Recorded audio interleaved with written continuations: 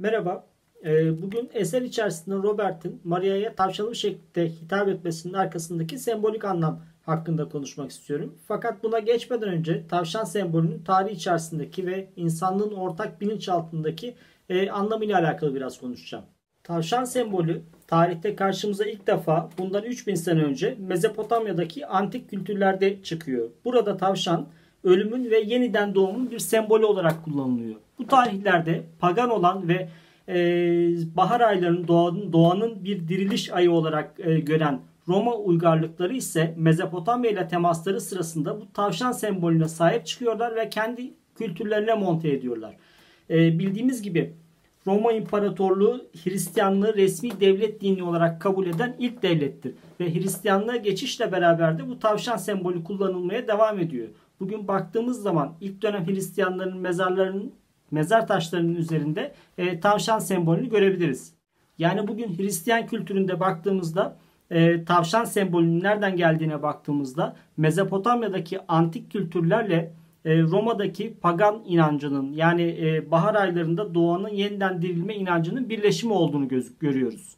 Günümüze geldiğimizde ise bu karşımıza Paskalya tavşanı olarak çıkar.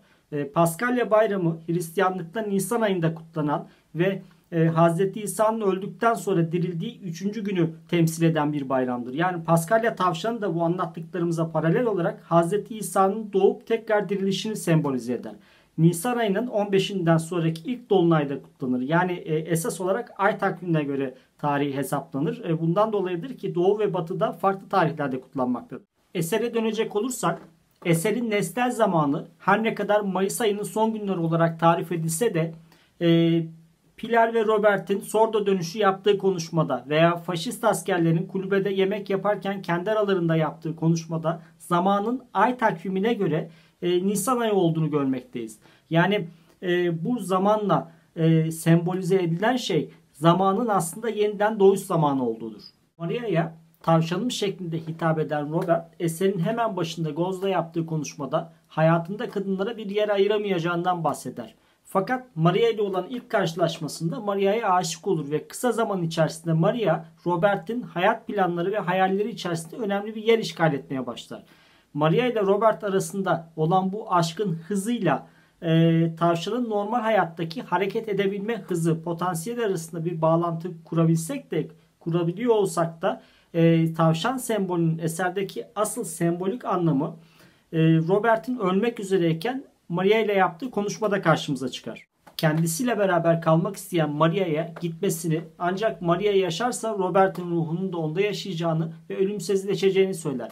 Yani toparlayacak olursak Robert'in ruhu Maria ile tanıştığı ilk andan itibaren savaş ortamında ölgünleşmiş ruhunda bir dirilme meydana gelir ve fiziki ölümüyle beraber Maria da tekrar doğacağını ve ölümsüzleşeceğinden bahseder. Yani tavşan olan Maria Robert'in yeniden doğumudur aslında.